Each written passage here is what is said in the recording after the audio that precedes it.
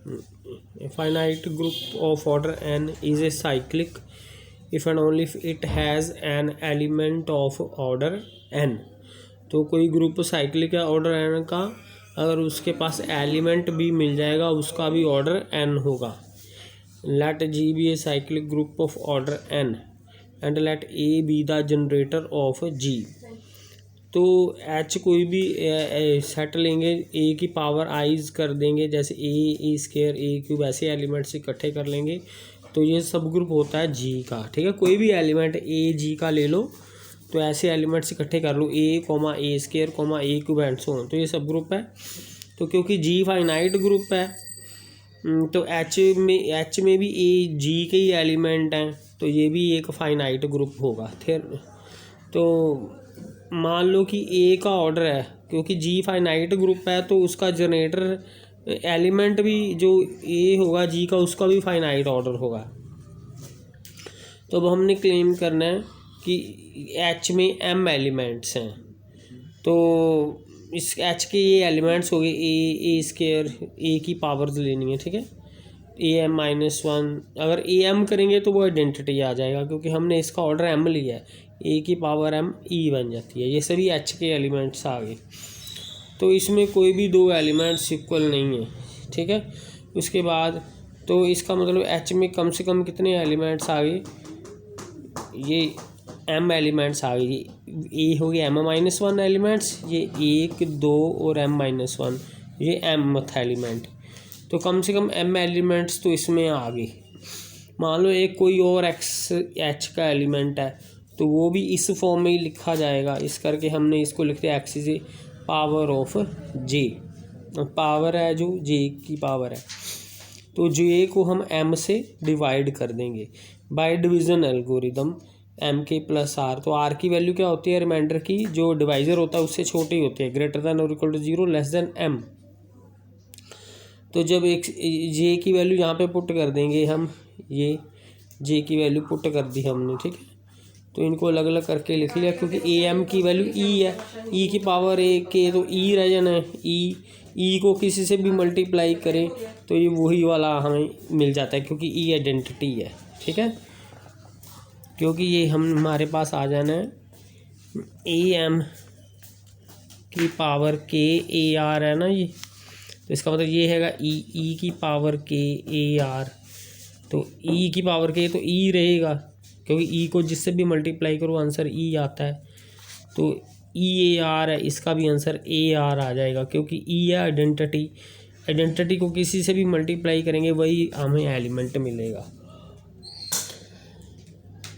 तो उसके बाद क्योंकि R की वैल्यू लेस देन M है, इसका मतलब जो AR की वैल्यूज़ आएंगी ये वाली आएंगी, या A की वैल्यू जो होगी या 1 होगी या 2 होगी या M-1 तक जाएगी। ठीक है, इसका मतलब जो X एलिमेंट है A की पावर R ये यही वाला बन गया, तो इसका मतलब ये X जो एलिमेंट कोई भी लेंगे वो इसी तरह का एलिमेंट हमें मिलेगा, उसकी पावर 1 से लेके M-1 तक जाएगी। तो इसका मतलब H में M एलिमेंट्स ही हैं। ठीक है, इससे ज़्यादा एलिमेंट्स नहीं है। तो हमने कर दिया कि ये तो ये एलिमेंट भी आ गई, कोई और एलिमेंट भी लिया तो हमने कहा वो भी ऐसा ही है, तो इसका मतलब इसमें M एलिमेंट्स हैं।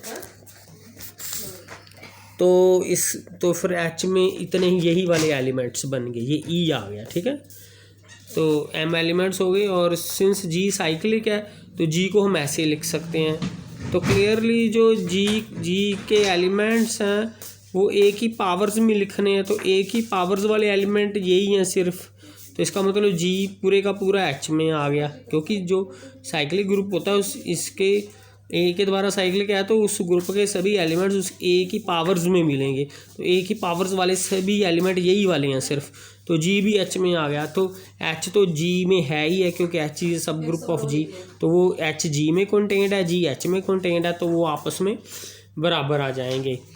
तो इसका मतलब क्या हुआ, अगर दोनों ग्रुप बराबर हैं तो ऑर्डर भी बराबर है उनका, इसका ऑर्डर N है, इसका ऑर्डर M है, तो M का ऑर्डर A है। ठीक है, तो G ऑर्डर ऑफ G में एक एलिमेंट मिल गया जिसका ऑर्डर N है। ठीक है, इसी तरह हमने कन्वर्स पार्ट करना है, तो हमने ये प्रूव कर दिया कि अगर जी कोई ग्रुप उसका ऑर्डर n हो, वो साइक्लिक हो, तो उसके पास एलिमेंट मिलना चाहिए जी का, उसका भी ऑर्डर n ही आना चाहिए। ठीक है, तो मान लो एक कन्वर्स पार्ट है कि एक ग्रुप है उसका ऑर्डर n है, तो उस एक एलिमेंट भी मिल जाता है जिसका ऑर्डर n है। तो हमने प्रूव करना है कि G is a cyclic group generated by B. तो के में ऐसे एलिमेंट लेंगे जैसे हमने पीछे एच में लिए थे। ये सब ग्रुप होता है जी का, उसमें n एलिमेंट्स होते हैं, क्योंकि जितना ऑर्डर है बी का उतने इसमें एलिमेंट आएंगे। ये भी हमने प्रूव भी किया था। अब के जी में कंटेंट है ही, तो के का ऑर्डर n भी है, ठीक है, जो बी का ऑर्डर है। ठीक है, तो इसका मतलब जो जी है के जी में कंटेंट है, ये इसके बराबर है, क्योंकि जी के में कंटेंट हो जाएगा, क्योंकि जो जी है वो भी generated by G B group of order N, B is element of order N. तो इसका मतलब होगा कि जी भी के में कंटेंट आ जाएगा, तो इसका मतलब दोनों आपस में बराबर आ जाएंगे। Therefore G is a cyclic group generated by B. तो ये रिमार्क हमने देखना है कि अगर जैसे जी कोई भी ग्रुप हो और उसका कोई भी एलिमेंट ले लें हम, तो इस तरह से अगर कोई ग्रुप लिखेंगे तो ये एच जो ग्रुप बनेगा, जी कोई ग्रुप लें उसका कोई भी एलिमेंट लें, एच में ऐसे एलिमेंट्स ले लें, तो ये सब ग्रुप होता है और ये साइक्लिक भी होता है जनरेटेड बाय ए। ये हमने रिजल्ट याद रखना है।